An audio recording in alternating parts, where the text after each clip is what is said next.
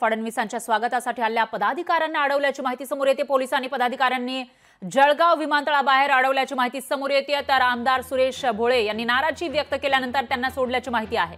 आमदार सुरेश भोळे यांनी नाराजी व्यक्त केली होती, तर पोलिसांनी या पदाधिकाऱ्यांना अडवलेलं होतं भाजपचे, अशी माहिती समोर येते। मात्र नेमकं का अडवलं पोलिसांनी असा सवाल उपस्थित होतोय। पोलिसांनी माफी मागितल्याचंही कळतंय। पोलिसांकडून आमदार सुरेश भोळे यांची मनधरणी सुरू असल्याची माहिती समोर येते।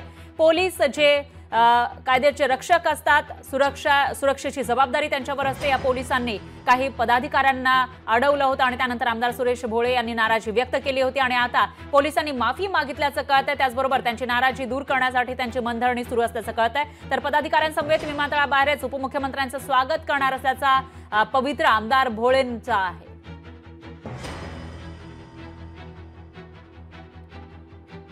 तर आज जळगाव दौऱ्यावर उपमुख्यमंत्री फडणवीस येत आहेत। मात्र त्याआधीच या ठिकाणी जे भाजपचे पदाधिकारी आहेत त्यांना पोलिसांनी अडवल्याची माहिती समोर येते। यामुळे आमदार सुरेश भोळे यांनी नाराजी व्यक्त केलेली आहे आणि त्यांची समजूत काढण्याचा प्रयत्न पोलीस करताना दिसत आहेत आणि पोलिसांनी माफी मागितल्याची माहिती सुद्धा समोर येते।